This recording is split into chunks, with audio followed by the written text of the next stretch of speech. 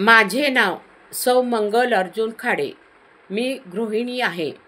मी बारामतीची राहणारी असून मी ब्रह्मविद्येची 16व्या वर्गाची साधक आहे. माझ्या छातीला एक गाठ होती. मी 2 महिने दवाखान्यामध्ये जात होते. सोनोग्राफी देखील केली. त्यानंतर मला डॉक्टरांनी ऑपरेशन करण्यास तारीख दिली. परंतु मला ब्रह्मविद्येबद्दल समजले. त्यानंतर मी 15 फेब्रुवारीला ब्रह्मविद्येचा क्लास चालू केला व नियमितपणे त्यांनी सांगितले सर्व व्यायाम करू लागले.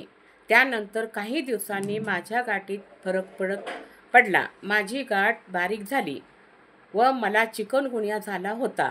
त्यामुळे माझे हात पाय बोटे दुखत होते. ती बरे झाले. मला जिना चढता येत नव्हता. मी आता सहज जिना चढते. मी चालताना वाकून चालत होते. मी आता ताठ चालते. मला पटकन उठता येत नव्हते. मी आता पटकन उठते. त्याप्रमाणे माझ्या अंगावर बारीक पुरळ उठल्या होत्या, त्या पण सर्व निघून गेल्या. माझा सर्वात लहान मुलगा मतिमंद आहे. तो 2 वर्षे आजारी होता.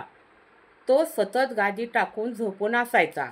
बरेच डॉक्टर केले, परंतु त्याला फरक पडत नव्हता. तो गादी काढू देत नव्हता. इकडे तिकडे फिरत नव्हता. मी त्यासाठी भलकरची साधना रोज करत होते आणि काही दिवसानंतरच त्याने स्वतःच गादी काढून ठेवली व तो इकडे तिकडे फिरू लागला. तो आता चिडत नाही. तो शांत झाला आहे. शिनलकर सर व सर्व सहशिक्षकांची आभारी आहे.